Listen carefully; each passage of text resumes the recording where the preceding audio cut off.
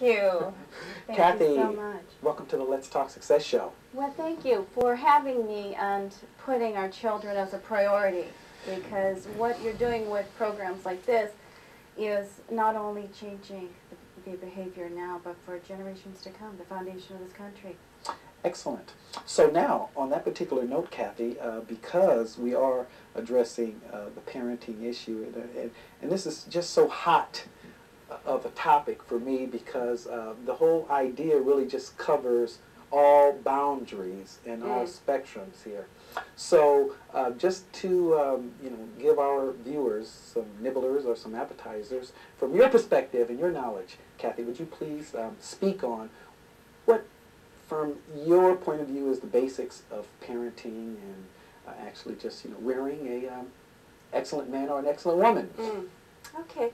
Well, I would like to suggest that there's 3 areas. First of all is, how are we conscious of what we're doing as a parent?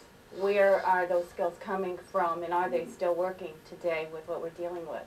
The second would be, how do we continue with the connection with our children from a very young age to their adolescent years, and that starts at a very early age.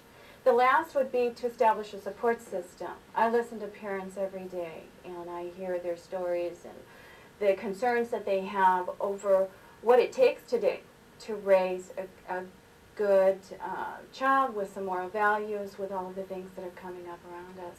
So those are the 3 areas of concern that I have and that I really feel are necessary to look at in order to go forward and being productive, not just in our homes, but in society as a whole. Okay. Well, that's very, very interesting. And as you brought those 3 areas out, it was amazing how my thought processes was wandering back through, of course, previous generations and, of course, mothers and fathers and families and things of that nature. But, Cathi, earlier on, as people were coming up through school or whatever have you, and, of course, someone had to know that there was going to be some parenting coming. Why do you think there wasn't, people were not taught about parenting, or it wasn't even mandated through the school system that, of course, part of the, the curricula that, okay, great, you get the stage here, we're going to have parenting, so therefore when you become, out of your adolescent and adult, then you will have another working skill. And it seems to me that from, like, my parents and their parents or whatever have you, I mean, parenting was like on-the-job training. And for a lot of parents today, it still is that way. Let's face it, we go to any position or any job that we have, when we walk in, there's some sort of training.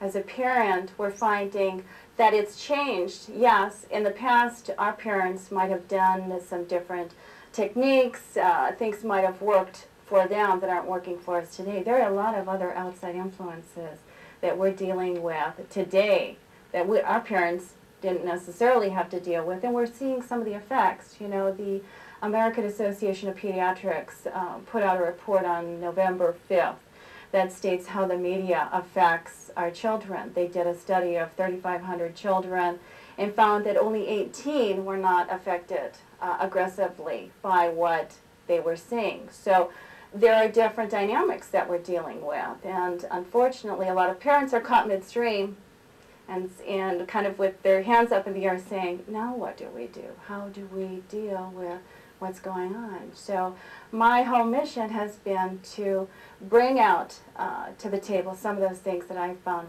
that work for the professionals, for parents, and be able to also bring the experience of being a parent and dealing with all of those same challenges. I think there's a difference of being able to look at things logically and then being able to present them in a matter of knowing what it takes to make the change, because for many of us we're living our lives habitually. Okay. What is your view of a so-called dysfunctional family? Oh, it would be very difficult to really even put that into any particular category. There's levels of dysfunction, and I think what we need to look at, aside from the dysfunction, let's face it, we can all go back and blame our parents and blame our family and say, that's why I'm the way I am, this is it, take it or leave it. What I look to present to parents is to step out of that guilt. Yes, there are we could all say that there was some sort of dysfunction in our family, but as an adult and taking that responsibility, we want to say, okay, where do I go from here? Where do I start now? I spoke with a parent actually yesterday, who was sharing with me how her father kept her in line. She said he walked around with a chain if a boy was to come around when she was a teenager and pulled her around by her hair. Now, she would never think of doing that to her children, but these are the kinds of things that I would say are dysfunctional. But in other people's minds, they're not conscious of the types of behavior that they're doing and how it affects their children. Okay. So, well, from a